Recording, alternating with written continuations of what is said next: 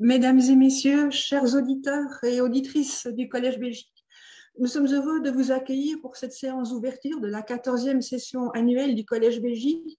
Nous nous réjouissons que vous soyez aussi nombreux à nous rejoindre ce soir et à vous être connectés pour une séance qui s'annonce de très haut vol, une conférence du professeur Marc Hainaut qui nous entretiendra de l'espace et du temps en physique.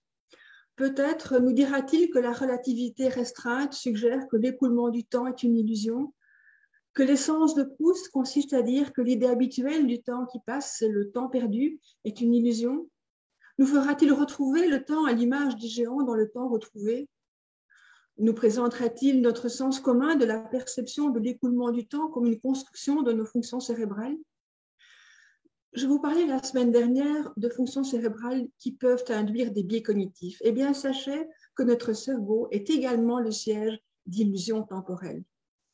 Notre perception de la durée d'un événement peut être biaisée, car notre jugement des durées n'est pas absolu, mais dépend du contexte dans lequel il est effectué. Notre cerveau perçoit un temps qui n'est pas celui qui est égrené par les horloges. Il existe de nombreux exemples de distorsion temporelle où le temps subjectif semble se dilater ou se contracter selon notre activité ou la nature des stimulations que nous percevons. Par exemple, la durée d'un stimulus est jugée plus longue pour des durées inférieures à la seconde. Notre cerveau estime le temps en se basant sur le nombre d'événements qui se produisent, et la survenue d'événements nombreux induit l'estimation d'une durée plus longue.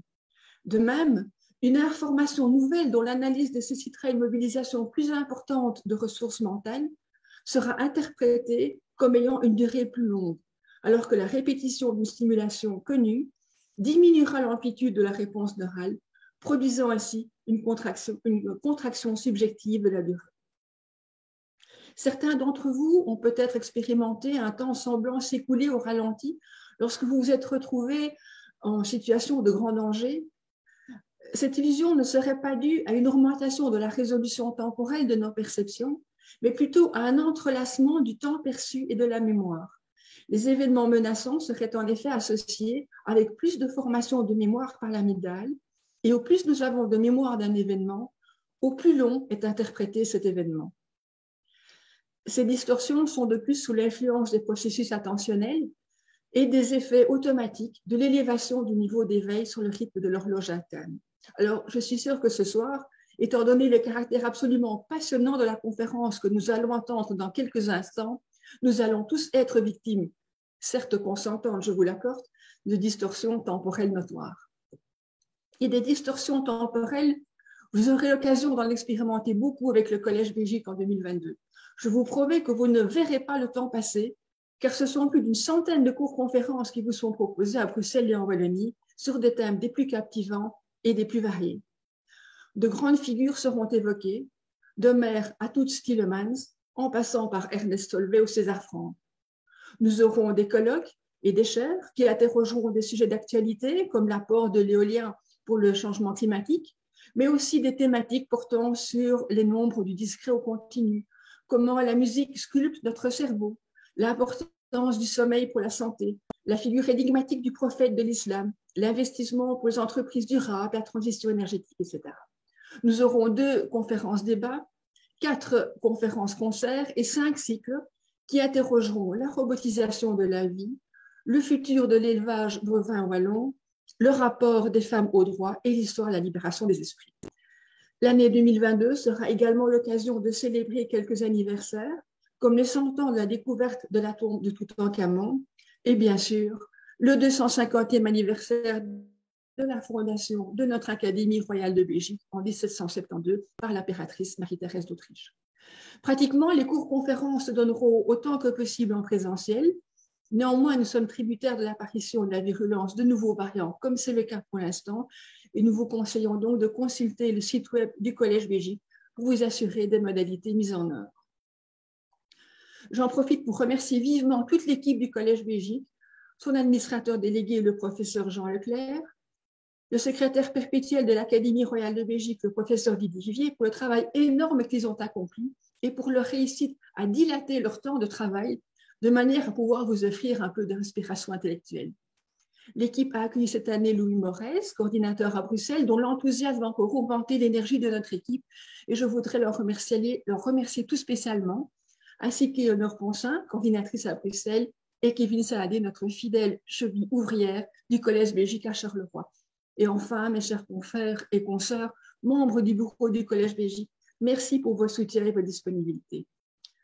Je suis sûre qu'à l'issue de cette année 2022, vous aurez expérimenté ce paradoxe fondamental dans lequel un instant présent empli de nourriture spirituelle est perçu comme court, mais sera remémoré comme long dans vos souvenirs. Je vous souhaite à tous et toutes une excellente année 2022. Puissiez-vous trouver dans les cours conférences du Collège Belgique des informations stimulantes qui, comme dans la supplique du lac de Lamartine, vous donnent l'illusion d'un temps qui suspend son vol. Didier, je te cède la parole. Et vous, heure propice, suspendez votre cours. Merci beaucoup, Madame la Présidente. Et à mon tour, Mesdames, Messieurs, je vous souhaite une excellente année nouvelle. Et bien sûr, je regrette que cette nouvelle et 14e saison du Collège Belgique doive commencer sur nos écrans d'ordinateur, quelque part sur un petit nuage, un cloud qui, ceci dit, nous renvoie directement au sujet de notre conférence de ce soir, l'espace et le temps, l'espace-temps. Alors, année du 250e anniversaire de la création de l'Académie royale de Belgique, bien sûr, sous un nom légèrement différent, le programme de cette 14e saison se devait de vous offrir le meilleur. Et ce sont à nouveau de nombreuses et passionnantes conférences qui ont été préparées et Claude Thunberg vous en a donné un petit échantillon. Et pour tout cela, je tiens à la remercier en tant que présidente du Collège Belgique, mais aussi à remercier l'administrateur du Collège Belgique, notre confrère Jean Leclerc, et son collaborateur direct dont on a déjà parlé, Louis Morez. Alors, comme de coutume, pour inaugurer une nouvelle saison du Collège Belgique, nous recevons un membre du Collège de France. Et cette année, nous faisons, si j'ose dire, d'une pierre deux coups.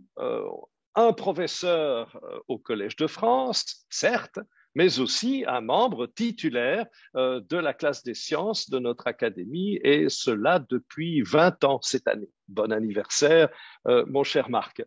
Marc Hainaut a étudié la physique à l'Université libre de Bruxelles, où il a soutenu sa thèse de doctorat en 1980, après avoir été visiting fellow à l'Université de Princeton. Il a ensuite été chercheur postdoctoral ainsi que chargé d'enseignement à l'Université du Texas, à Austin, avant de revenir en Belgique, d'abord comme chercheur au Fonds national de la recherche scientifique, au FNRS, jusqu'en 1992, et puis chargé de cours à l'Université libre de Bruxelles et à partir de 1996 comme professeur ordinaire. Professeur invité dans de très nombreuses institutions étrangères que je ne citerai pas, il a aussi exercé, et ça fait partie de sa carrière, de s'être investi dans des tâches collectives, je dirais, parce qu'il a exercé la fonction de directeur scientifique du Journal of High Energy Physics, et très longtemps, c'est aussi une constante de la carrière de Marc Hainaut, cette stabilité, puisqu'il a exercé cette fonction de 2006 à 2018. Docteur honoris causa de l'université de Craiova en Roumanie, prix Franchi en 2000 en Belgique, bien sûr, prix quinquennal du FNRS pour la période 2011-2015, prix Bogolyubov en Russie en 2014. Marc Hainaut, vous le voyez, a bénéficié à de très nombreuses reprises de multiples prix et aussi de financements prestigieux comme à 2 reprises un ERC Advanced Grant entre 2011 et 2021. Mais je tiens peut-être à souligner tout particulièrement, mon cher Marc, votre nomination en 2004 comme directeur des Instituts internationaux de physique et de chimie, qui avait été fondé par Ernest Solvay et qui avait accueilli, entre autres nombreux savants, Albert Einstein, dont on reparlera, et cela à plusieurs reprises. C'est là un environnement que vous avez admirablement dynamisé et qui vous reste, je pense, très cher à de multiples égards. Et puis en 2017, vous êtes élu professeur au Collège de France sur la chaire intitulée Chant, cordes et gravité. Et la présentation de votre chaire au Collège de France commence par cette phrase: de toutes les forces de la nature, la force de gravité reste la plus mystérieuse. Était-ce là une subtile allusion à la nationalité belge de notre titulaire, tant cette entame me rappelle personnellement le fameux jugement de Jules César sur les Belges: de tous les peuples de la Gaule, les Belges sont les plus braves. Alors, votre leçon inaugurale, plus sérieusement, au Collège de France, parlait de symétrie et de gravitation. Gravitation, relativité générale, géométrisation de la physique, courbure de l'espace-temps, tels sont vos objets de recherche, mais aussi, je dirais, à l'autre extrémité, la mécanique quantique. Et là réside votre défi, comme d'ailleurs celui de bon nombre de physiciens: trouver une formulation cohérente de la force gravitationnelle qui soit compatible avec les principes de la physique quantique. Nous sommes particulièrement heureux et honorés, cher Marc, de pouvoir non pas vous accueillir, puisque ce soir, vous êtes doublement chez vous, d'une part parce que vous êtes confortablement installé dans votre bureau à la maison, et d'autre part parce que vous êtes membre de notre académie, mais bien de pouvoir vous dire, à travers cette programmation, notre admiration, notre fierté et aussi notre cordiale affection. Et je vous cède immédiatement la parole pour en apprendre davantage sur ce couple qui fascine les historiens, les archéologues, les géographes et aussi les physiciens, l'espace et le temps. Bonsoir mesdames et messieurs, je voudrais tout d'abord remercier le secrétaire perpétuel pour cette élogieuse présentation. Je voudrais également remercier le Collège Belgique pour l'invitation à parler ce soir. Je suis à la fois honoré et très heureux d'inaugurer le cycle « Le Collège Belgique reçoit le Collège de France ». Je serais sans doute encore plus heureux si cette leçon pouvait avoir lieu en présentiel, mais le virus en a décidé autrement et donc c'est sous forme virtuelle que je vous présenterai mon exposé. Alors mon exposé s'attache à l'espace et le temps et comment les physiciens voient l'espace et le temps. Et je vais d'entrée de jeu dire tout de suite que la vision de l'espace et du temps a été profondément modifiée entre Newton, qui n'est pourtant pas si loin que cela, et Einstein, et même les travaux actuels. Tout d'abord, il y a eu une première révolution après Newton, qui est la théorie de la gravitation d'Einstein, qui a profondément modifié, comme nous verrons, les conceptions de l'espace et du temps, qui deviennent des objets physiques soumis à des équations dynamiques, alors que pour Newton, l'espace et le temps constituaient un cadre rigide dans lequel la physique se déroulait, mais qui était hors des lois de la physique. Et je chercherai à montrer qu'en fait, cette révolution einsteinienne n'est pas terminée et que les notions d'espace et de temps sont encore appelées à évoluer, à être bouleversées très probablement dans une synthèse qui doit encore être réalisée entre gravitation et mécanique quantique. Donc c'est cette thématique qui va être l'objet de mon exposé. Et je commencerai par Newton, par rappeler les principes, comment Newton voyait l'espace et le temps, tel qu'il les définit dans ses Principia, et puis comment ces concepts ont été progressivement modifiés par la relativité restreinte, puis par la théorie de la relativité générale d'Einstein, et puis les recherches actuelles. Donc le plan va suivre ce que je viens de dire. Donc je parlerai d'abord des travaux, très brièvement, de la vision de l'espace et du temps de Newton. Ensuite, je parlerai de la première révolution de la relativité restreinte.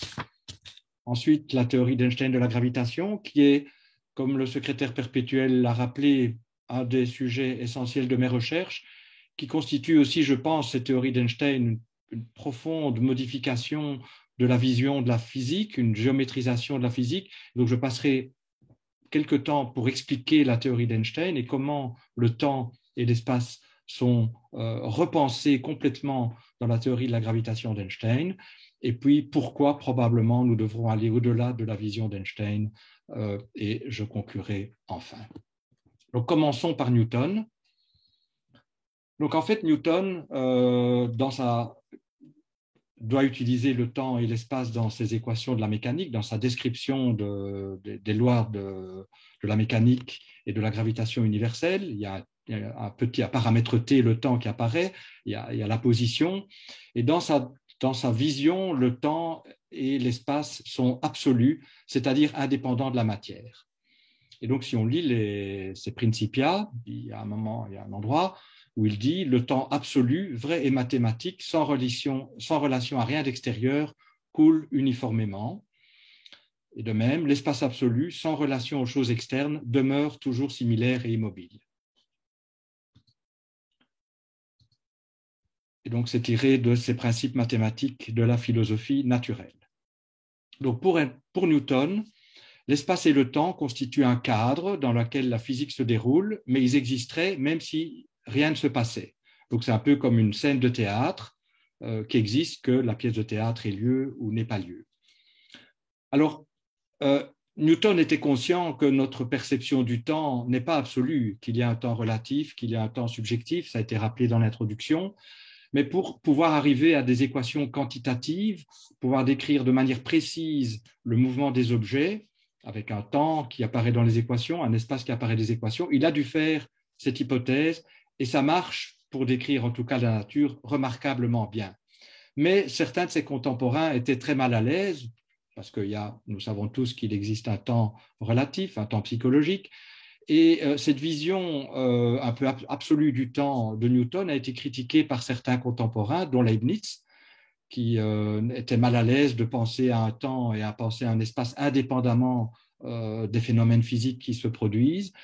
Mais c'est resté chez Leibniz qualitatif, et je pense que face à la puissance de la théorie développée par Newton, cette vision plus psychologique, plus relative du temps a été abandonnée, en tout cas pendant un certain temps, si je puis dire. Mais dans mon exposé, je voudrais préciser ça tout de suite, ce sera réellement le temps physique, et donc je ne vais pas tellement parler du temps, je ne vais pas parler du temps psychologique ni du temps subjectif, c'est le temps physique comme il est vu dans la physique et l'espace comme il est décrit par les équations de la physique auxquelles je vais m'attacher. On va voir que déjà là, il y a la vision de Newton doit être fortement modifiée.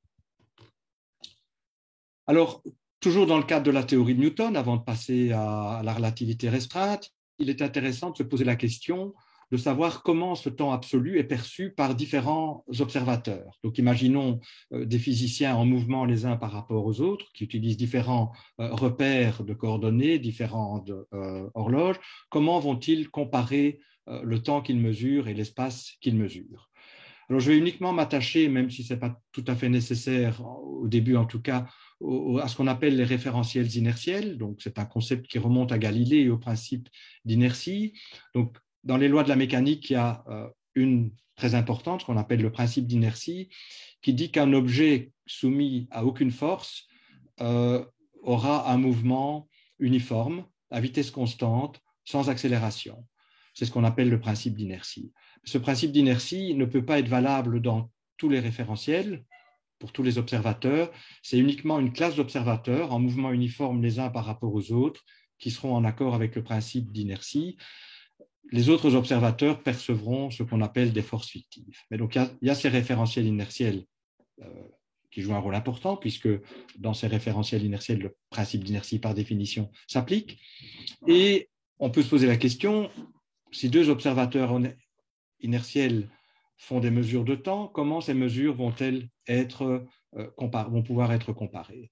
Eh bien, ils vont mesurer, puisque le temps est absolu d'après Newton, dans le cadre de la théorie de Newton, ils vont mesurer un temps qui est le même. Le temps ne se transforme pas quand on passe d'un observateur à un autre.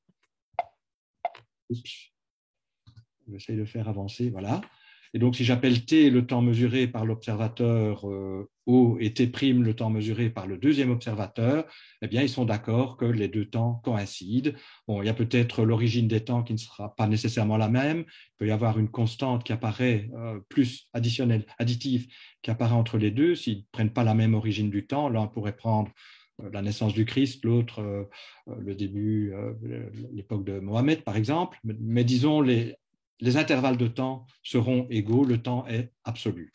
Et la notion de simultanéité sera aussi la même pour tous les observateurs. Si deux événements physiques se produisent au même moment pour un observateur, ils se produiront au même moment pour tous les autres observateurs. Le temps est absolu, c'est ce que nous dit Newton. Et de même pour la longueur d'un objet, elle est invariante, elle est absolue, et tous les observateurs seront d'accord pour dire que cette longueur est la même. Et la loi de transformation des coordonnées spatiales qui permet de passer d'un observateur à l'autre va rendre compte de cela.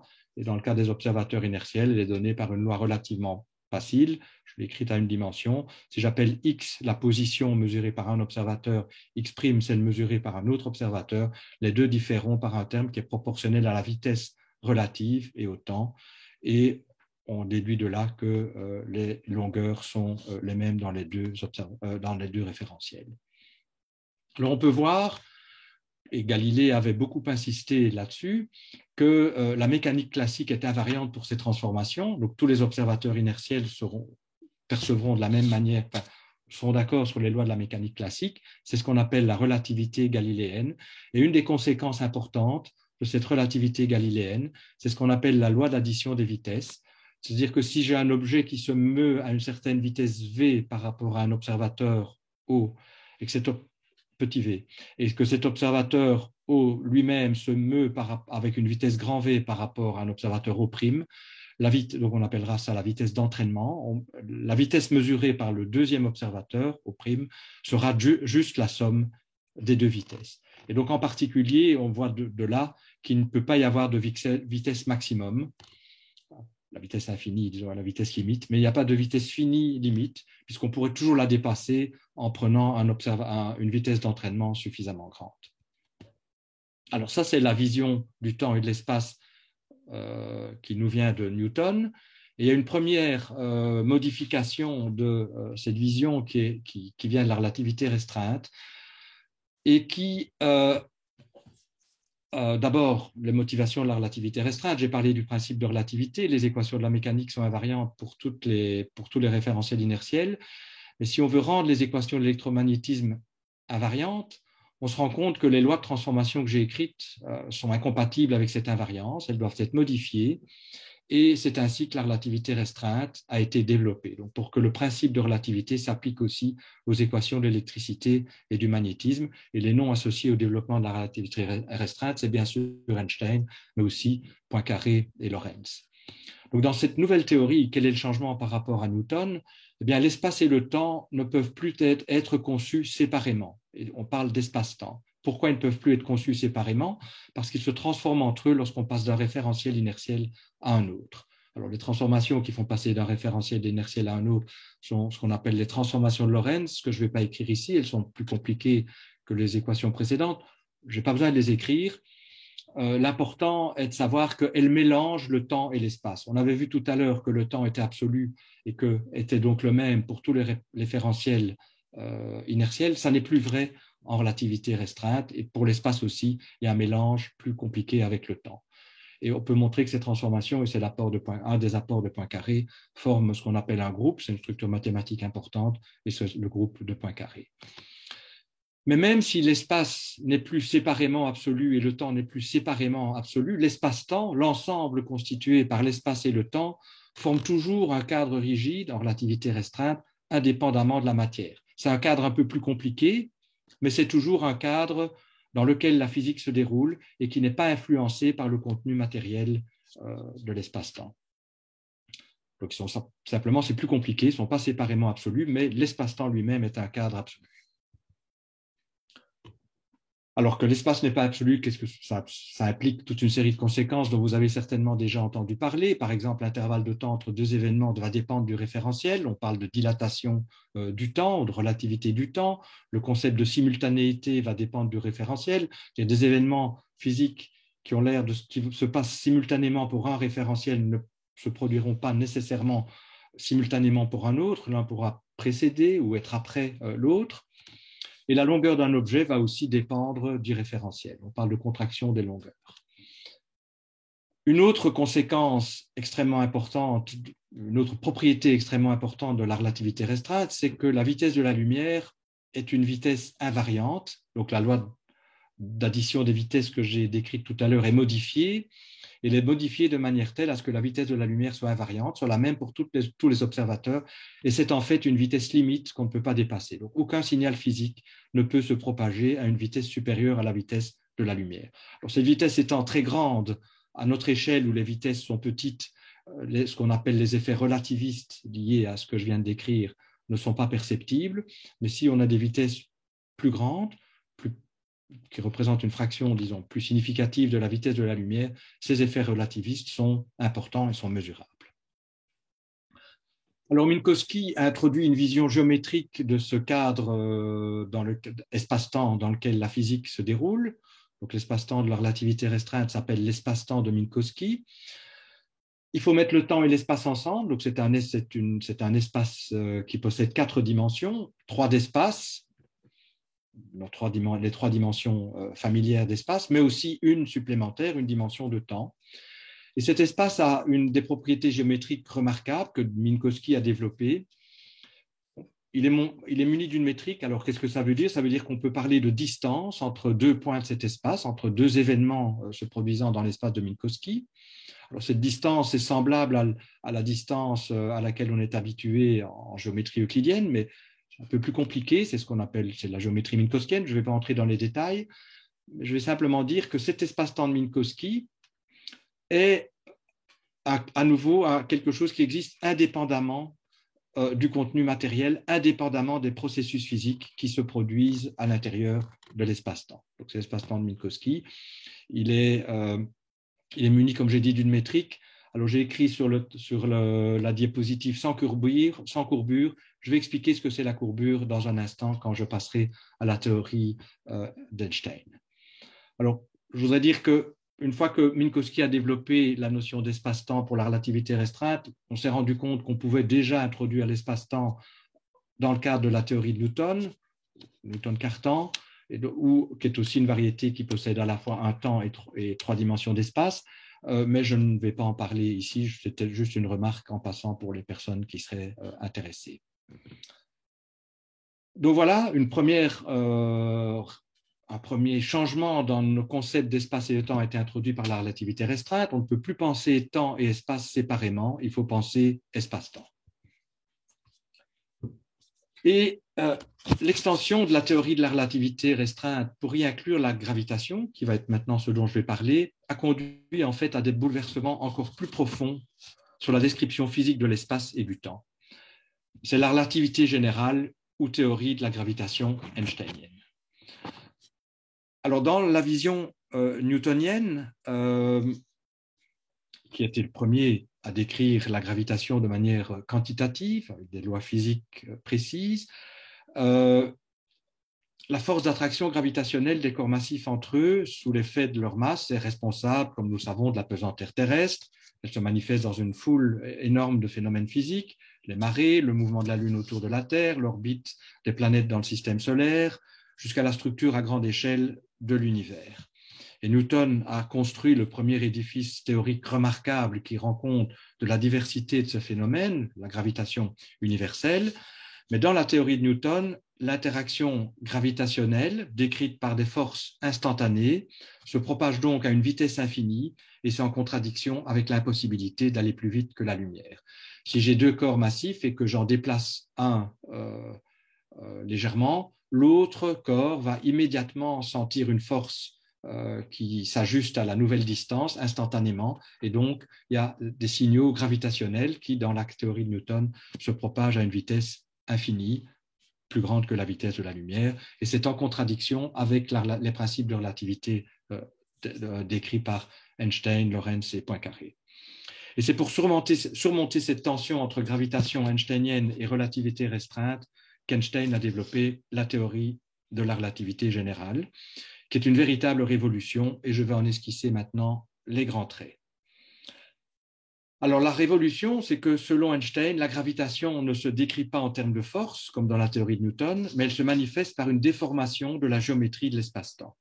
Donc, l'espace et le temps ne forment plus un cadre rigide donné une fois pour toutes, dans lequel la physique se déroule, comme nous l'avons vu jusqu'ici, mais l'espace-temps est soumis à des équations physiques, les équations d'Einstein, et le cadre mathématique approprié pour décrire, disons, ces phénomènes est celui de la géométrie non euclidienne, où la déformation de la géométrie est quantitativement décrite par ce qu'on appelle la courbure.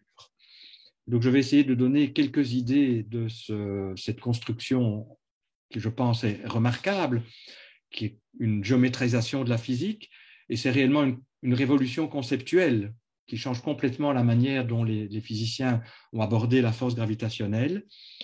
Elle est évidemment extrêmement esthétique, très satisfaisante, puisque l'espace-temps qui échappait aux lois de la physique jusqu'à Einstein devient maintenant un objet dynamique soumis à des équations qui en déterminent la courbure. Et tous les grands physiciens se sont émerveillés, disons, devant cette construction, et donc c'est notamment pour ça que je vais essayer d'expliquer ce que cela veut dire gravitation égale géométrie de l'espace-temps. Et pour comprendre cette description einsteinienne, je vais utiliser des analogies qui, comme toutes les analogies, sont imparfaites, mais qui ont le mérite de donner une bonne idée qualitative des concepts utilisés. Donc, je vais vous parler de courbure. Qu'est-ce que ça signifie, la courbure? Alors, pour illustrer la courbure, je vais me placer à 2 dimensions en géométrie euclidienne et considérer d'abord une surface plane, le plan, tracé ici en rouge, délimité ici en rouge. Et donc, c'est la géométrie euclidienne à 2 dimensions que tout le monde a étudiée au lycée. Les règles d'Euclide s'y appliquent. Ainsi, par exemple, la somme des angles d'un triangle vaut 180 degrés. Donc, il y a ici un triangle. Si vous faites la somme des angles, vous aurez 180 degrés, comme on l'a appris au lycée. Et si vous tracez 2 droites perpendiculaires à une même droite, comme sur la partie droite de la figure de dessous, je ne sais pas si on voit ma souris. Si vous tracez 2 lignes perpendiculaires à une même ligne droite, elles sont parallèles et donc elles restent à distance invariable, constante, et cette distance-ci. Alors, Einstein nous dit, en présence de masse, plus généralement en présence d'énergie, puisqu'on sait par la fameuse équation E égale mc carré, qui est une sorte d'équivalence entre masse et énergie, eh bien, en présence de masse, la géométrie va être modifiée. Dans l'analogie à 2 dimensions, le plan de tout à l'heure serait déformé en une surface dont la courbure est d'autant plus importante qu'on est proche de la source gravifique. Donc, dans cette nouvelle géométrie, près de la masse, des masses déformantes, la géométrie ressemble à une portion de sphère.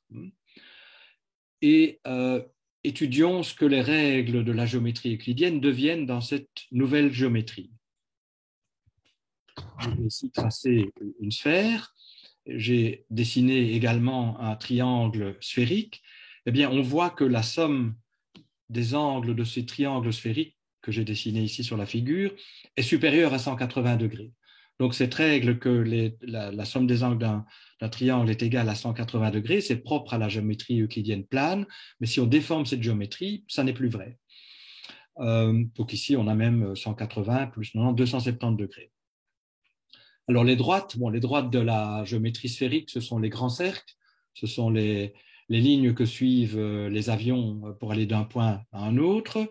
Eh bien, on voit que ces grands cercles ont des propriétés très différentes des droites de la géométrie euclidienne, puisque, donc, l'exemple de grand cercle équateur, autre exemple, les méridiens. Oui, j'ai tracé ici 2 méridiens qui sont perpendiculaires à l'équateur, donc on a deux droites de la géométrie sphérique, donc 2 méridiens, 2 grands cercles perpendiculaires à une même droite, à un même grand cercle, l'équateur, et on voit qu'ils ne restent pas parallèles, ils se rejoignent, il y a une sorte d'accélération relative, et ils se rencontrent dans ce cas-ci au pôle. Donc deux droites perpendiculaires à une même droite dans cette géométrie se rencontrent. Et donc ça, c'est ce que nous dit Einstein. La matière, c'est ce que je viens de dire, la matière déforme l'espace-temps. Et selon l'expression imagée du physicien américain John Wheeler, qui est un des pères des trous noirs, la matière dicte à l'espace-temps comment se courber. Donc la déformation de l'espace-temps, un peu comme sur les dessins précédents, va dépendre du contenu matériel de l'espace-temps. Et les équations qui déterminent cette courbure de l'espace-temps sont les fameuses équations d'Einstein que je vais écrire, qui probablement ne diront pas grand-chose à la plupart d'entre vous, parce qu'il faut avoir un bagage de géométrie non euclidienne pour en apprécier le contenu et le sens, mais je les ai écrites pour plusieurs raisons, mais une des raisons, c'est pour en illustrer la simplicité, non seulement d'écriture, mais également conceptuelle. Parce qu'en fait, c'est des équations, il y a un membre de gauche et un membre de droite. Dans le membre de gauche, vous avez ce qu'on appelle G mu nu, et c'est un tenseur qui décrit la courbure de l'espace-temps. Donc, grand G mu nu, c'est la courbure de l'espace-temps, membre de gauche.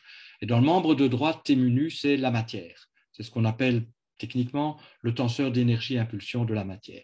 Et donc, vous voyez que les équations d'Einstein relient le contenu matériel à la courbure de l'espace-temps. La matière dicte à l'espace-temps comment se courber selon ces équations. Et le couplage, le facteur qui apparaît devant T mu nu, donc 8 pg sur C4, le couplage de la matière à la courbure est mesuré par ce facteur qui fait intervenir la constante de Newton, constante gravitationnelle grand G, donc, dont j'ai rappelé la valeur, mais c'est quelque chose que vous avez sans doute dû voir dans le secondaire. C'est la vitesse de la lumière dont j'ai déjà parlé, pi, c'est la constante du cercle. Et donc, dans nos unités, la constante de couplage est extrêmement petite. Si j'utilise des unités MKS, donc secondes, mètres, kilos, vous voyez que c'est 10-43, donc c'est extrêmement petit. Donc, il y a un facteur extrêmement petit qui couple l'énergie à la courbure, ce qui veut dire que pour courber de manière significative la géométrie de l'espace-temps, il faut un contenu matériel très important. Donc, c'est un fait sur lequel je reviendrai. Alors, en retour, donc la matière courbe l'espace-temps, mais en retour, l'espace-temps courbé va dicter à la matière comment se déplacer. Et les trajectoires des corps d'épreuve, les lignes droites ne vont pas avoir le même comportement en présence de courbure, comme on l'a vu pour la sphère, qu'en absence. De nouveau, pour reprendre la phrase de John Wheeler, l'espace-temps dicte à la matière comment se déplacer. Et si je compare la géométrie du plan, ici à gauche, à la géométrie de la sphère, donc j'imagine des êtres vivants à 2 dimensions se déplaçant en ligne droite, donc qui suivent des courbes minimisant la distance. Donc, dans le cas du plan, ce sont les lignes droites auxquelles on est habitué ici. Dans le cas de la sphère, ce sont ce que j'appelle les grands cercles, donc ce sont ces courbes-là qui minimisent la distance.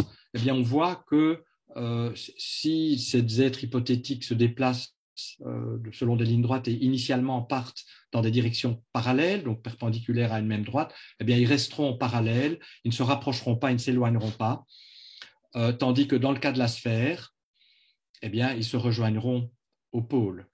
Et donc, ces êtres à 2 dimensions peuvent interpréter, dans le premier cas, dans le plan, la situation comme représentant l'absence de force. Il n'y a pas d'accélération relative. Et dans le deuxième cas, on peut voir ça comme si les 2 êtres à 2 dimensions sont attirés l'un par l'autre. Et donc, initialement, ils sont parallèles, mais à cause de cette attraction, ils se rencontrent au pôle.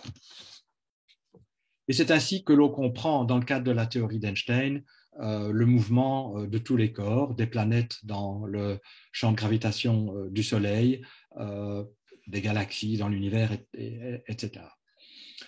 Alors en particulier, donc, comme j'ai dit, on peut calculer les trajectoires des planètes dans le système solaire dans le cadre de la théorie d'Einstein, et on peut montrer qu'apparaît de très petites corrections par rapport aux orbites newtoniennes.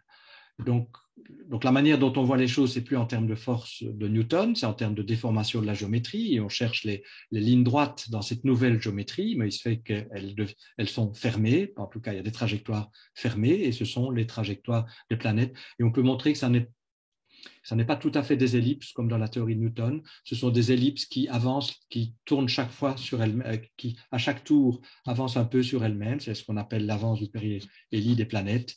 Et c'est une des premières différences, très petite, dans ce cas-ci, qui a constitué un des premiers succès de la théorie d'Einstein. Alors, la courbure de l'espace-temps influence aussi la trajectoire des rayons lumineux. Ces rayons sont déviés par la déformation de la géométrie au voisinage des corps gravifiques. Et donc, en termes pratiques, comment on peut détecter cet effet? Eh bien, la position apparente d'une étoile va différer de son position réelle si un corps est interposé entre nous qui observons l'étoile et l'étoile. Donc, si le Soleil est entre les deux, on a une différence entre la position apparente de l'étoile et sa position réelle. Et c'est un effet qui a été observé. Il est très petit. 1 seconde 75 secondes d'arc, pardon. C'est un effet qui est difficile à détecter, puisqu'évidemment, si le Soleil se place entre l'étoile et nous, on est ébloui par la lumière du Soleil. Et donc, pour que la lumière du Soleil soit occultée, il faut une éclipse de Soleil. Donc, c'est uniquement en présence d'une éclipse qu'on peut faire cette observation. Et la première expédition qui a mesuré cet effet a été montée par Eddington en 1919. Donc, il a organisé une expédition à l'île de Principe, au large de la côte ouest de l'Afrique, où il y avait une éclipse totale complètement visible donc, sur cette île-là. Les mesures furent effectuées le 29 mai 1919, le jour de l'éclipse, et les résultats annoncés à la Royal Society à Londres le 6 novembre de la même année. Donc, il a fallu évidemment analyser les données, les mesures faites. Et cette observation a eu immédiatement un retentissement considérable dans la presse de l'époque et a en fait contribué à la légende einsteinienne. Vous voyez ce que dit le Times de Londres le 7 novembre, donc le lendemain de l'annonce des résultats à la Royal Society. Révolution en sciences, nouvelle théorie de l'univers, les idées de Newton renversées. Et du côté du New York Times, bon, il a fallu attendre que le week-end se passe, le lundi 10 novembre 1919, même annonce fracassante, lumière toute de travers dans les cieux, homme de science plus ou moins en émoi concernant les résultats de l'observation de l'éclipse, la théorie d'Einstein triomphe, les étoiles ne sont pas là où elles semblaient ou avaient été calculées être, mais ils ajoutent, mais personne ne doit s'en soucier, ce qui est sans doute une allusion à la valeur extrêmement petite de la déviation, et puis une allusion à un livre d'Einstein qu'il a publié sur sa théorie qui était réputée à l'époque extrêmement difficile, un livre pour 12 hommes sages, pas plus de personnes au monde ne peuvent le comprendre, a dit Einstein, quand ses éditeurs audacieux l'ont accepté. Donc apparemment, le marché n'était pas très grand, mais néanmoins, les éditeurs sont allés dans le... Alors, ça, ce dont j'ai parlé surtout ici, c'est de la déformation de l'espace, mais on a vu que l'espace et le temps ne pouvaient pas se concevoir séparément, donc le temps est également déformé. Alors, qu'est-ce que ça veut dire que le temps est déformé? Ça veut dire que la gravitation ralentit le temps. C'est-à-dire que le temps ne s'écoule pas de la même façon selon que la gravitation est plus ou moins forte. Et donc, des horloges initialement synchronisées, mais situées à des endroits différents, ne resteront pas synchronisées, même si elles sont au repos les unes par rapport aux autres. Donc, par exemple, si j'imagine ici un bâtiment, un gratte-ciel, avec une horloge en bas, une horloge en haut, l'horloge en bas va retarder légèrement par rapport à l'horloge au sommet.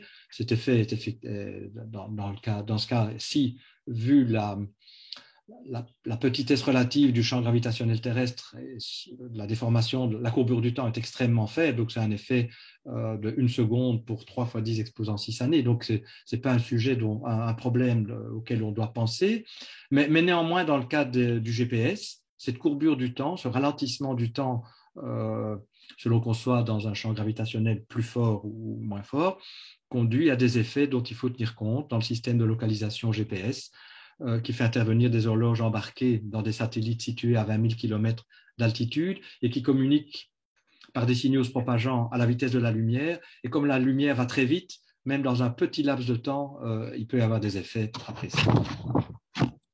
Alors, avant d'aller plus loin, je voudrais quand même parler plus en détail des ordres de grandeur. Donc, la gravitation, c'est une chose importante dont il faut se rappeler, c'est une force faible.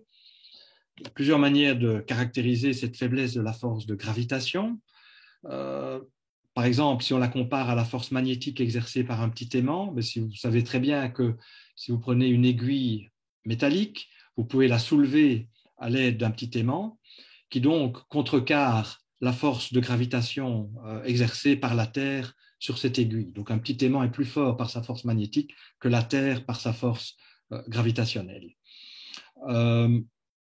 Un autre exemple, si vous comparez la force électrique à la force gravitationnelle exercée pour la paire proton-électron, c'est à 10 exposant 39 ordres de grandeur, donc c'est évidemment énorme. Donc pour avoir des effets importants, pour avoir une courbure de l'espace-temps importante, il faut des masses importantes, et alors les effets deviennent sensibles. Mais même pour des masses importantes comme le Soleil ou la Terre, donc la déformation de la géométrie de l'espace-temps à la surface du Soleil, c'est de l'ordre de 10-5. Donc les déviations par rapport à la géométrie minkowskienne euclidienne, c'est 10-5. Surface de la Terre, 10-9. C'est pour ça qu'on peut appliquer les règles de la géométrie euclidienne sans souci. Ces corrections sont extrêmement petites. Ce qui explique pourquoi la théorie de Newton fonctionne si bien à notre échelle. Mais la théorie de Newton possède ses limites, et déjà dans le système solaire, j'en ai parlé, on a pu mettre en évidence de très petites corrections, l'avance du périhélie des planètes, la déviation des rayons lumineux, et plus la gravitation est importante, plus ces différences entre théorie d'Einstein et théorie de Newton deviennent significatives. Pour avoir une déformation sensible de la géométrie, il faut des objets beaucoup plus compacts ou massifs que la Terre ou le Soleil. Par exemple, des étoiles à neutrons, qui sont des étoiles qui ont une masse de l'ordre de la masse du Soleil, donc c'est très massif, mais c'est beaucoup plus compact, le rayon est de l'ordre d'une dizaine de kilomètres. Dans ce cas-là, la déformation à la surface de l'étoile à neutrons est de l'ordre de 10-1, c'est nettement beaucoup plus important. Ou pour les trous noirs, dont je parlerai, ou le Big Bang cosmologique, la déformation de la géométrie est encore plus impressionnante. Alors avant de passer à ces situations extrêmes, je voudrais quand même insister sur le fait que la théorie d'Einstein est une théorie qui a été abondamment corroborée par l'expérience. Donc, j'ai déjà parlé de tests classiques qui ont été des vérifications remarquables, la correction aux orbites des planètes, la déviation des rayons lumineux dans un champ gravitationnel par la gravitation, le ralentissement du temps. Ce sont des tests qui ont été effectués et répétés à de nombreuses reprises, mais en fait, ce ne sont que 3 tests parmi une foule de vérifications expérimentales qui se sont accumulées depuis la formulation de la théorie d'Einstein en 1915. Donc, la théorie d'Einstein est non seulement élégante du point de vue mathématique, mais elle a été aussi vérifiée expérimentalement avec un succès énorme à de nombreuses échelles. Et elle fait également des prédictions qui ont été vérifiées par après. Une des prédictions, ce sont les ondes gravitationnelles, qui sont des oscillations de la géométrie de l'espace-temps qui se propagent dans l'espace-temps à la vitesse de la lumière. Donc, c'est de petites perturbations, des petites déformations de la géométrie de l'espace-temps qui se propagent à la vitesse de la lumière.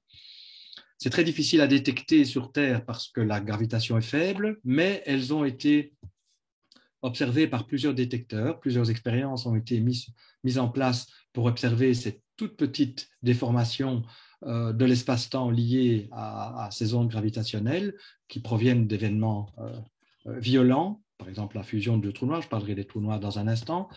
En fait, la première détection a été effectuée en 2015, directement sur Terre par ces détecteurs, et depuis lors, d'autres signaux d'ondes gravitationnelles ont été détectés.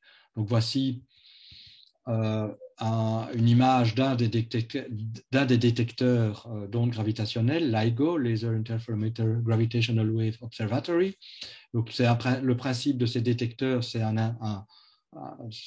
basé sur l'interférométrie. Donc voici les 2 bras de l'interféromètre.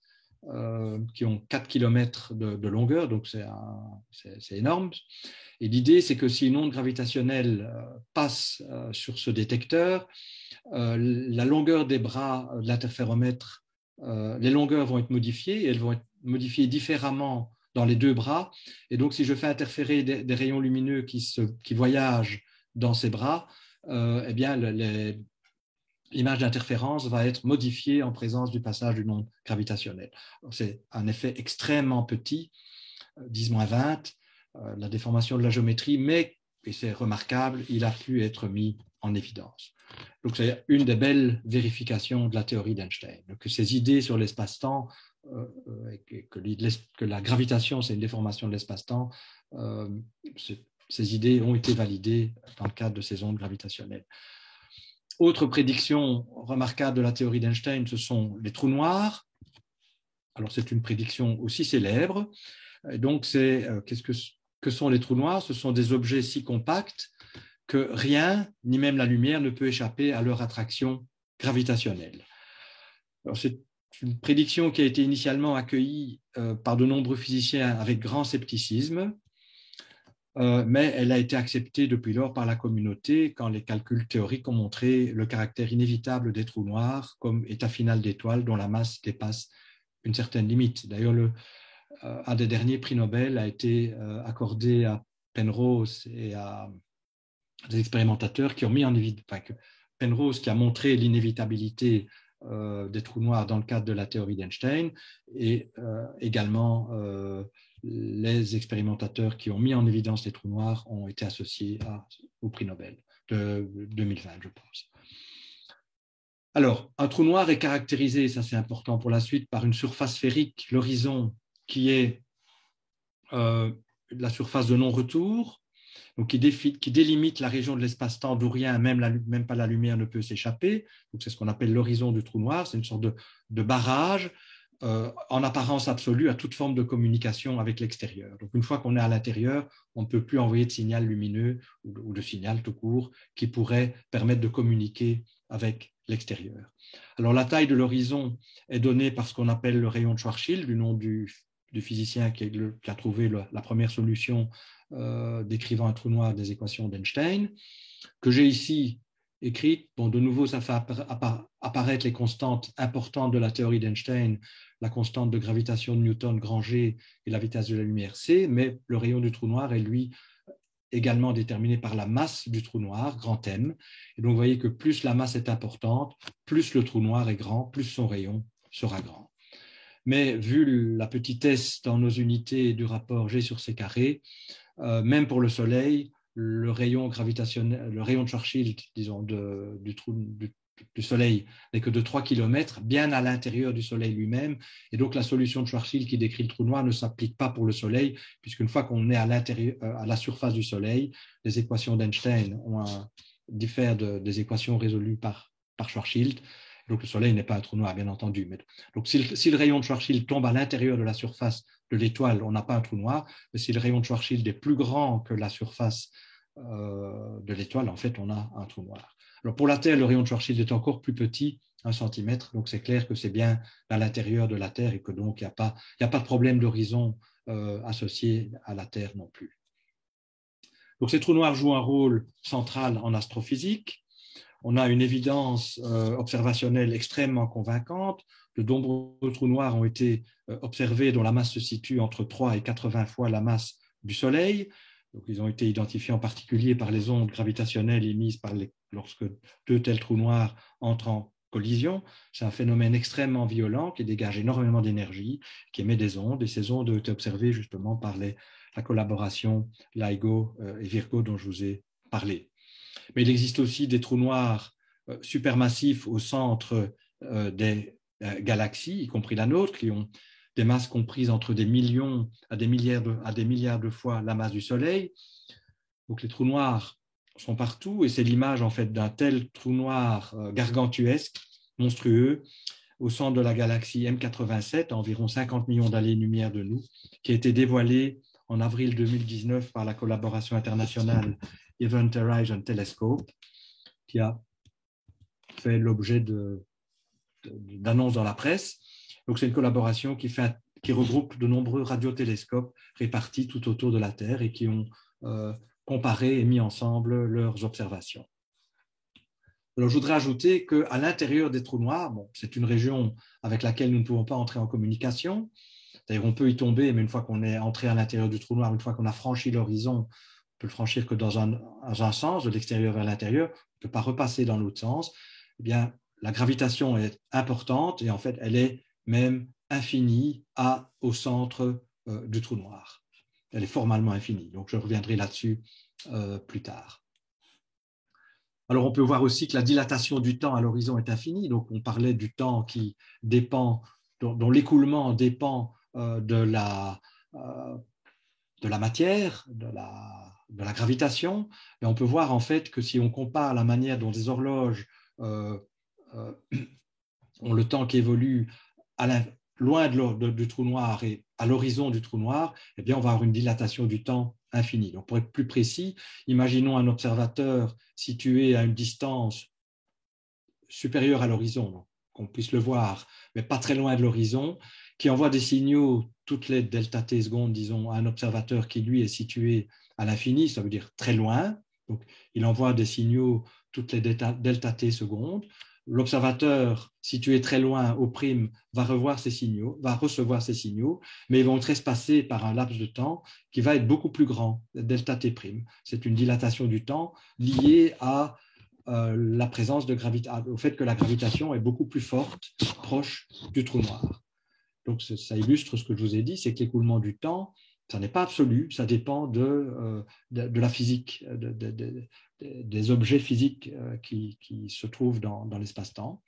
Donc, on a une déformation du temps, et cette déformation est spectaculaire donc ce rapport est d'autant plus grand que l'observateur haut, donc celui qui envoie les signaux, est proche de l'horizon, et à la limite où il tend vers l'horizon, la déformation devient infinie, ce qui correspond au fait que causalement, l'observateur qui arrive à l'horizon se déconnecte en fait d'un observateur extérieur.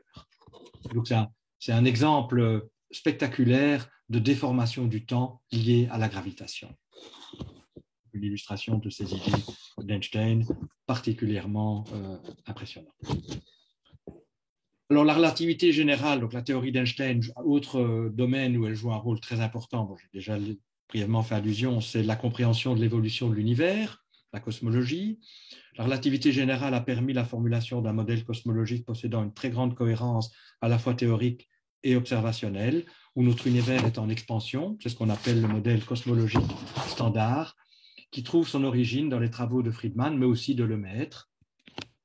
Lemaître que nous voyons ici au centre de la photo, donc a eu des travaux tout à fait pionniers sur la compréhension de l'évolution cosmologique.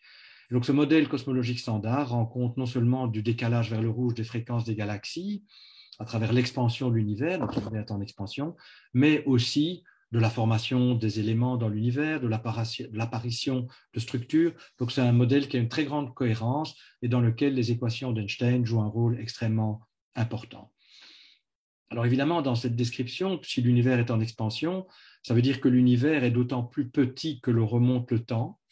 Et donc, il serait né en fait d'une explosion violente, le Big Bang, qui se serait produit il y a environ 13,7 milliards d'années. Et inutile de dire que les conditions physiques qui prévalaient au moment du Big Bang, où l'univers était rassemblé sur lui-même, sont particulièrement extrêmes, l'infiniment grand rejoignant, si je puis dire, l'infiniment petit. Donc, pour résumer, Einstein a apporté une profonde modification à notre vision de l'espace et du temps, qui sont maintenant des objets physiques, et la théorie d'Einstein possède des succès remarquables. Néanmoins, et c'est la dernière idée importante que je voudrais introduire dans mon exposé, néanmoins, en dépit de tous ces succès impressionnants, la théorie d'Einstein classique est incomplète et devra sans doute être remplacée par une théorie plus fondamentale qui se réduit à la théorie d'Einstein dans les domaines où celle-ci fonctionne bien, mais qui dépasse la théorie d'Einstein lorsque celle-ci présente ses limites. La théorie d'Einstein est donc une révolution inachevée. Alors, les limitations de la théorie d'Einstein apparaissent quand on cherche à y incorporer les principes de la mécanique quantique, les effets quantiques. Et pourquoi les physiciens pensent qu'il faut aller au-delà de la théorie d'Einstein? C'est parce qu'il n'existe pas pour le moment de description cohérente de la gravitation à l'échelle microscopique, à l'échelle quantique. Alors, qu'est-ce que c'est la mécanique quantique?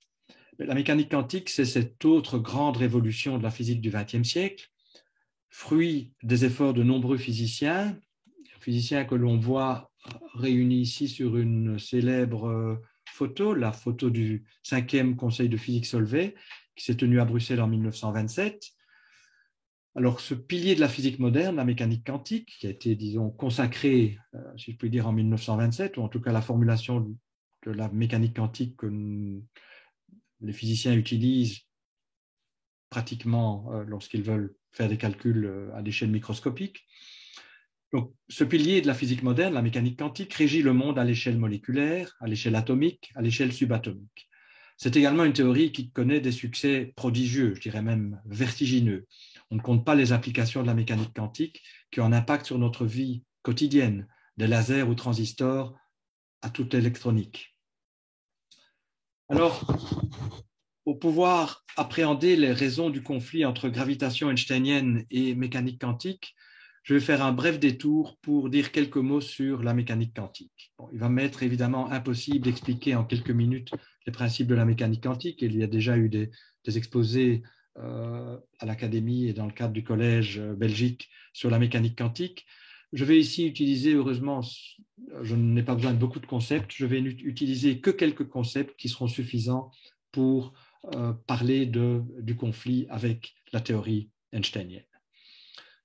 Donc, vous avez sans doute déjà entendu dire, et c'est vrai, que le monde microscopique se comporte de manière très étrange, contraire à notre intuition macroscopique. Donc ça, c'est ce que j'ai dit.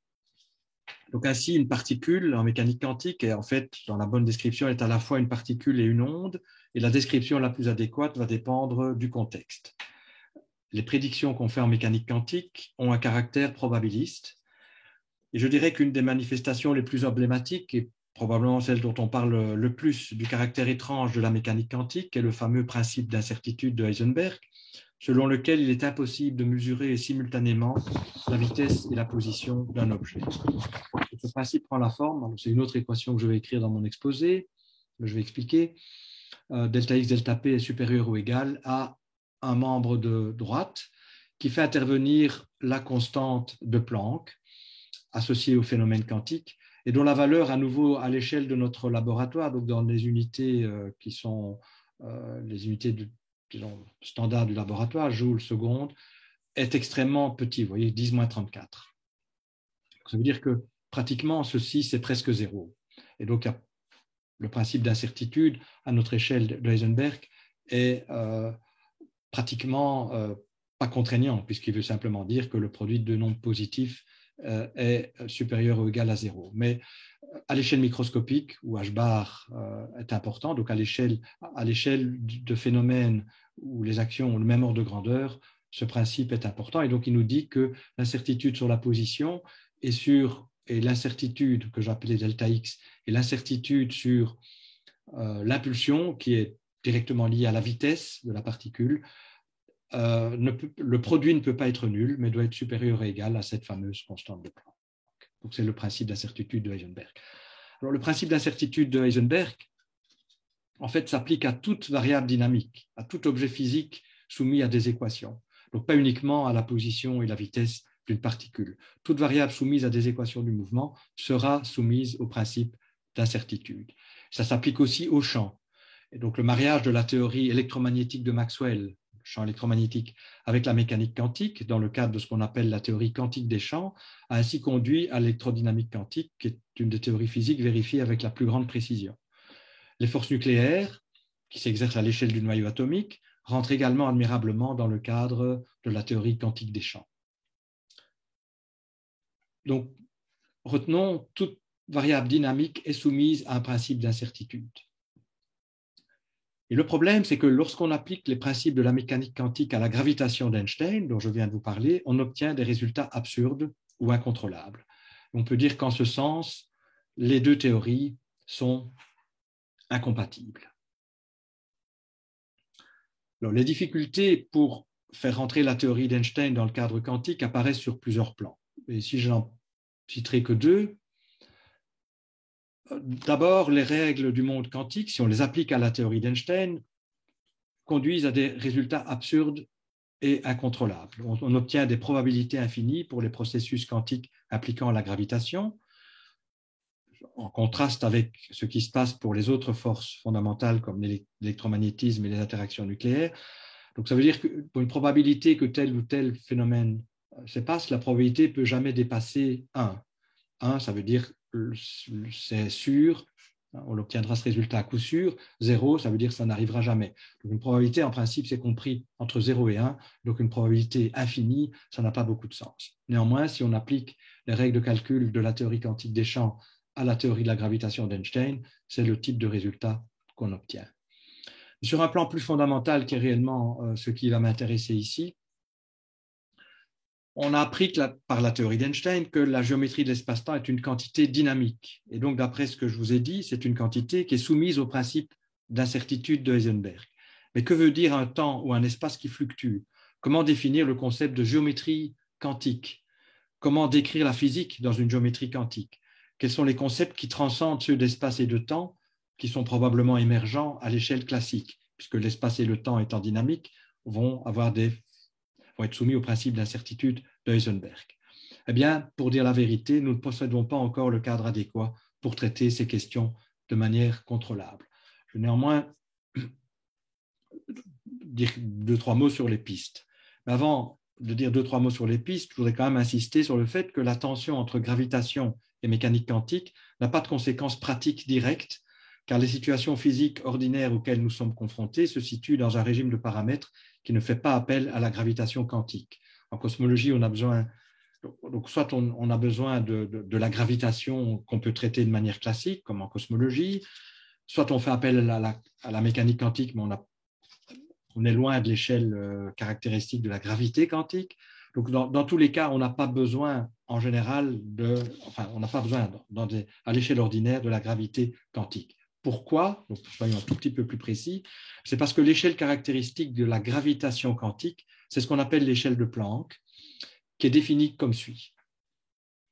Donc je vais élaborer là-dessus. Donc, l'échelle de Planck, c'est défini à l'aide des constantes fondamentales associées à la gravitation, la constante G de Newton, la vitesse de la lumière associée à la relativité, C, et la constante de Planck, H bar, associée à la mécanique quantique. Alors, il se fait qu'à l'aide de ces 3 constantes fondamentales, on peut former une longueur, donnée par cette équation, peu importe l'équation, mais l'important, c'est que cette longueur, elle est extrêmement petite dans les échelles du laboratoire, 10-35 mètres.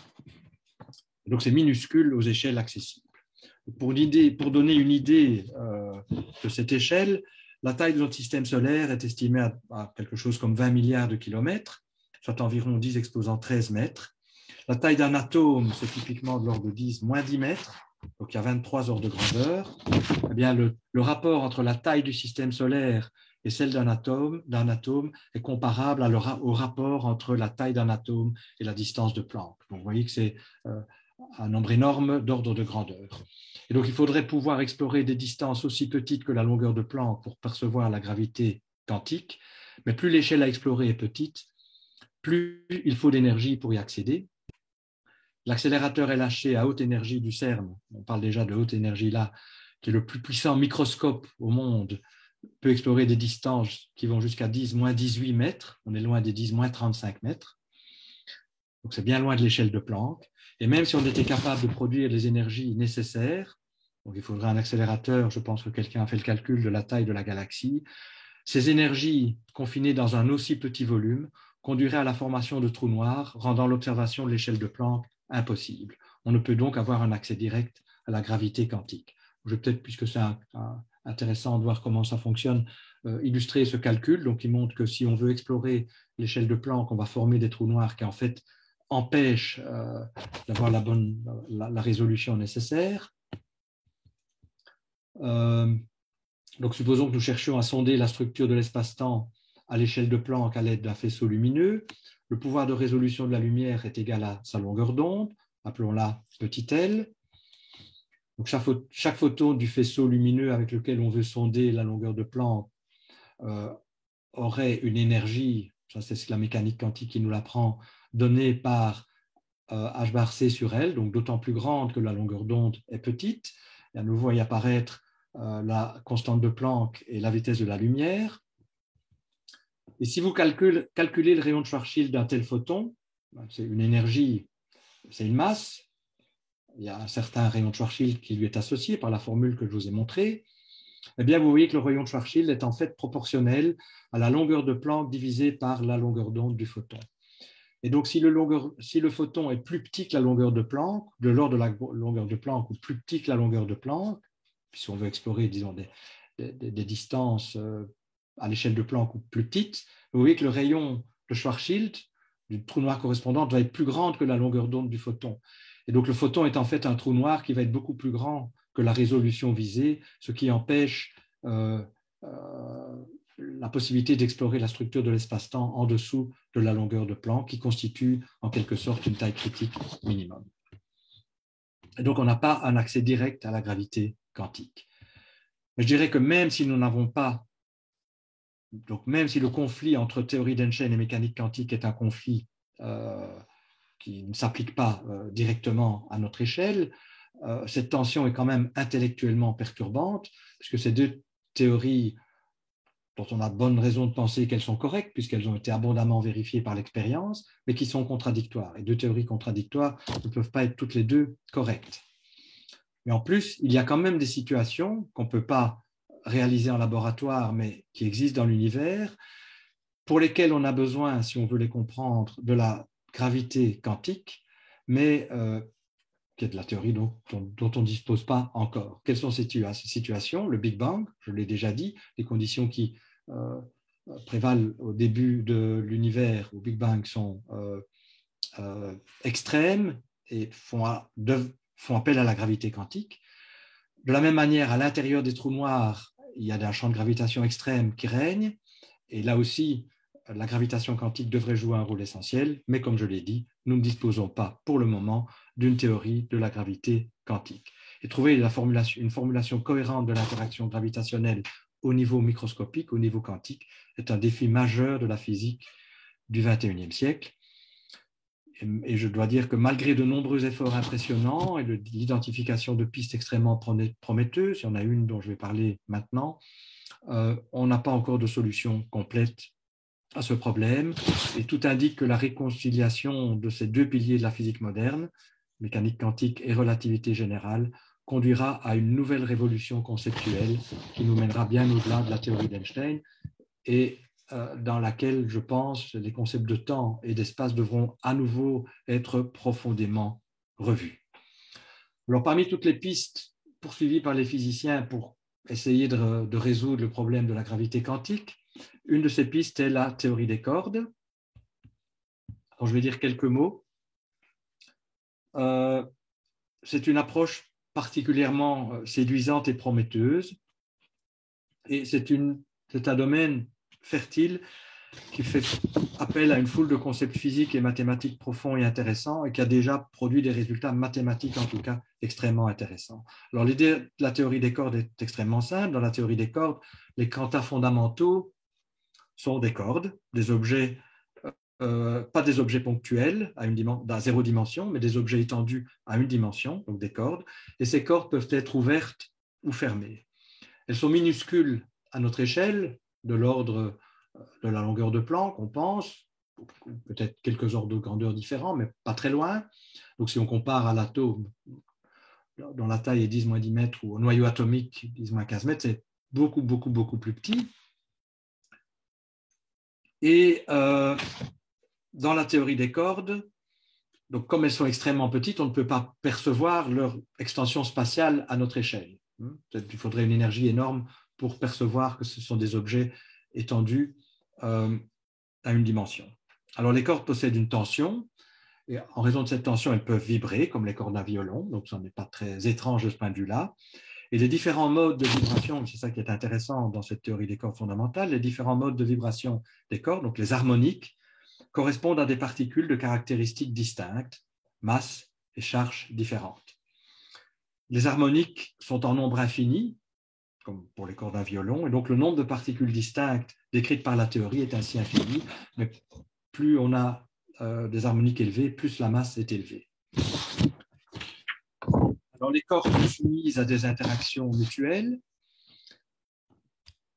et ces interactions conduisent aux forces connues entre les particules, à l'électricité, au magnétisme, aux forces nucléaires et aussi à la gravitation. Et donc, en ce sens, la théorie des cordes prédit la théorie d'Einstein, en tout cas aux distances grandes vis-à-vis de l'échelle de Planck, où la théorie d'Einstein a été pleinement vérifiée. Mais on peut montrer qu'aux distances petites vis-à-vis de la distance de Planck, il y a des différences avec la théorie d'Einstein, donc qui n'apparaissent qu'à des hautes énergies inaccessibles. Malgré le fait que ce soit inaccessible expérimentalement, cette différence aux très hautes énergies est essentielle puisqu'elle rend la gravitation compatible avec la mécanique quantique, en tout cas dans le cadre perturbatif. Je reviendrai là-dessus dans une ou deux diapositives. Dans le jargon des physiciens, la théorie des cordes est d'une complétion ultraviolette quantiquement cohérente de la gravitation einsteinienne, mais nous verrons tout de suite qu'il y a des limites. J'en parlerai dans une seconde.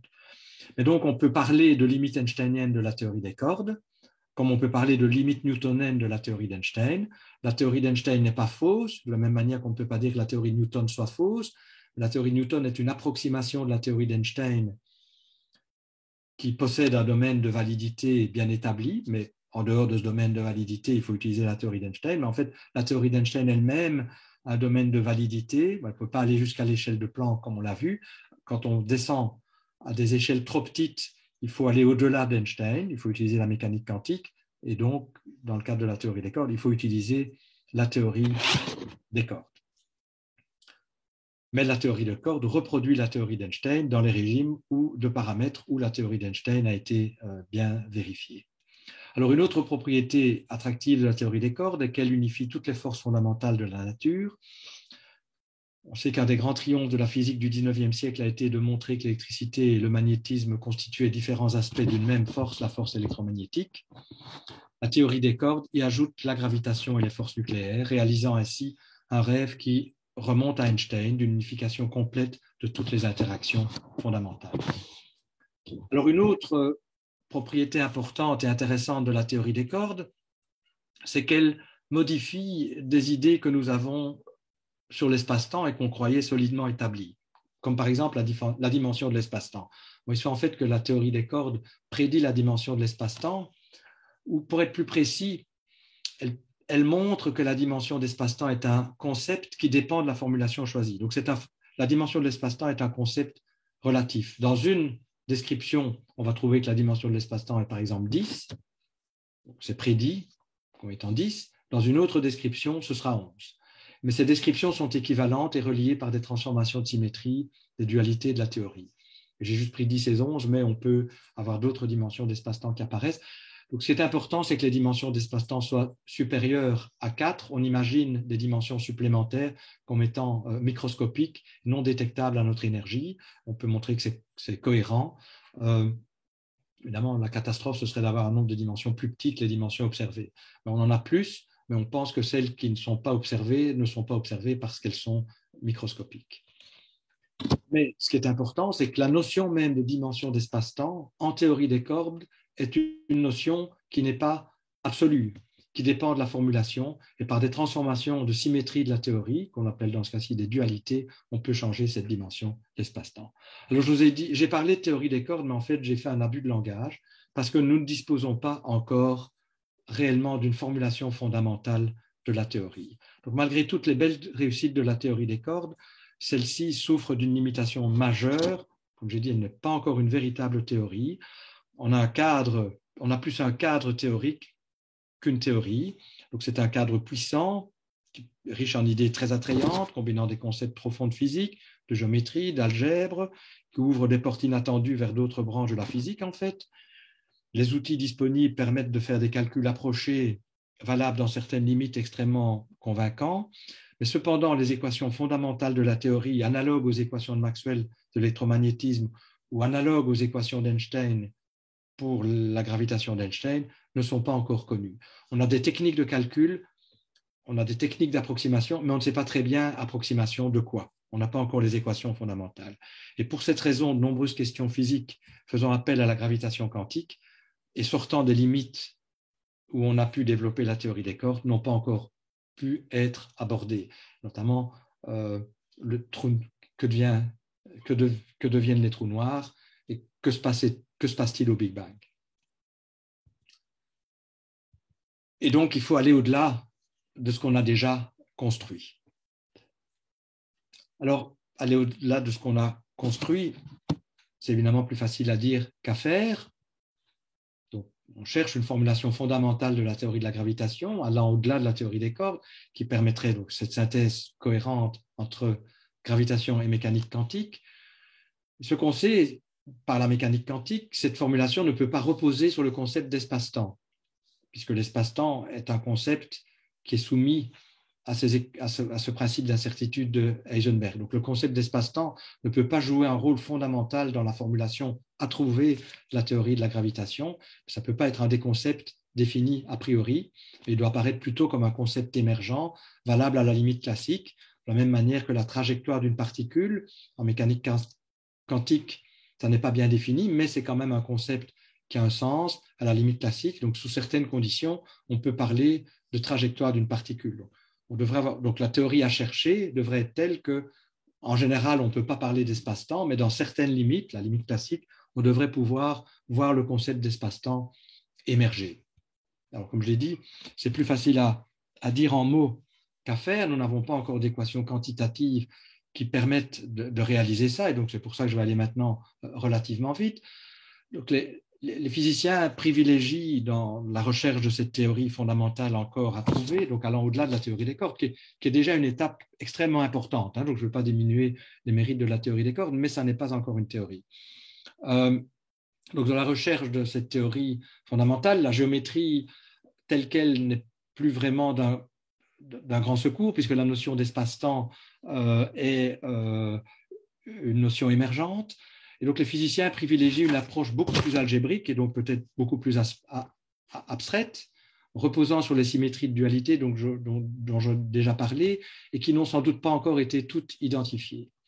Et donc, le langage approprié devient un langage plus abstrait, un langage mathématique qui n'est en général pas connu, disons, par le commun des mortels, qu'on n'apprend pas nécessairement dans le secondaire, qui est celui de la théorie des groupes. Et donc, on utilise un langage abstrait pour rechercher ces équations fondamentales, mais c'est quelque chose qui était, en fait, qui n'est pas nouveau. Déjà, Poincaré avait fait des remarques en ce sens, et donc ceci me permet de citer Poincaré. Donc, il avait déjà très clairement établi l'importance des mathématiques pour les physiciens, déjà en 1905, donc je relis ici ce qu'il a dit. Toutes les lois sont donc tirées de l'expérience, mais pour les énoncer, il faut une langue spéciale. Le langage ordinaire est trop pauvre, il est d'ailleurs trop vague pour exprimer des rapports si délicats, si riches et si précis. Voilà donc une première raison pour laquelle le physicien ne peut se passer des mathématiques. Elles lui fournissent la seule langue qu'il puisse parler, et la langue ici est celle de la théorie des groupes, ou peut-être même au-delà. C'est un langage algébrique en tout cas. Alors, les structures algébriques qui apparaissent sont des structures qui portent un nom, qui ne diront sans doute pas grand-chose, qui nous diront sans doute pas grand-chose, donc je vais juste les écrire ici, le groupe de Coxeter, groupe de Kac-Moody hyperbolique. Mais la raison pour laquelle je mentionne ces groupes, c'est que ces groupes ont été, donc ce sont des groupes infinidimensionnels, associés à de très belles structures, mais la théorie doit beaucoup aux travaux d'un mathématicien sorti de l'ULB, donc belge, Jacques Tits, et qui a étudié ça avant qu'elle ne soit utilisée par les physiciens. Et donc Jacques Tits était un mathématicien exceptionnel, professeur au Collège de France, membre associé de l'Académie royale de Belgique, qui vient de décéder. Et donc je voulais lui rendre un vibrant hommage, puisque les structures qu'il a étudiées, groupe de Coxeter, groupe de Kac-Moody, groupe de Kac-Moody hyperbolique, sont en fait d'une importance importante, semble-t-il, pour comprendre la gravitation à un niveau plus fondamental. Mais je vais m'arrêter ici, car d'une part, le langage deviendrait malheureusement et inévitablement trop technique, ce qui rendrait mon discours hermétique, sans doute. Et d'autre part, nous sommes en fait arrivés aux confins de ce que nous comprenons, à une des frontières des recherches actuelles, à la fois en physique et en mathématiques. Et donc, il m'est difficile d'aller conceptuellement beaucoup plus loin que ce que j'ai déjà dit. Mais donc, pour résumer, on voit que les conceptions physiques de l'espace et du temps ont profondément évolué depuis Newton. Newton voyait l'espace et le temps comme absolu, comme détaché en un sens de la réalité physique. C'est un cadre, c'est le cadre de l'épure dans lequel la physique se déroule, c'est la scène du théâtre où la pièce se déroule. Einstein a montré que d'abord l'espace et le temps ne pouvaient pas être conçus séparément, mais surtout que ça n'était pas des objets indépendants de la physique. Au contraire, la géométrie de l'espace-temps, qui est associée à l'espace et au temps, et à la manière dont l'espace et le temps s'écoulent, est courbée par l'énergie, par la matière. Donc ça a été une première révolution profonde. Et cette révolution, comme j'ai essayé de vous le montrer, est inachevée, puisqu'il faut concilier maintenant gravitation et mécanique quantique. Et on doit s'attendre, vu ce que l'on sait déjà de la mécanique quantique et de la gravitation, que cette théorie de la gravitation quantique à construire apportera sans doute beaucoup d'autres bouleversements. Mais c'est un problème, même s'il est intellectuellement passionnant et même s'il a déjà apporté énormément d'idées fructueuses, qui est encore ouvert et qui fait l'objet de nombreuses recherches extrêmement actives qui occuperont sans doute les physiciens encore pendant pas mal de temps. Donc avec cela, je voudrais vous remercier pour votre attention. Regretter encore que l'exposé soit en virtuel, mais l'épidémie ou la pandémie ne nous laisse pas beaucoup le choix. Et donc, merci encore. Merci beaucoup, cher Marc. C'était une magnifique conférence. Je ne sais pas si vous m'entendez, mais oui, moi j'entends. Voilà. Merci beaucoup et ces mots de la fin qui rappellent que le doute est le maître mot et aussi l'humilité sont deux maîtres mots en science. Donc je pense que c'est très important de conclure là-dessus. Un énorme merci à la fois pour la conférence et pour la réponse aux questions.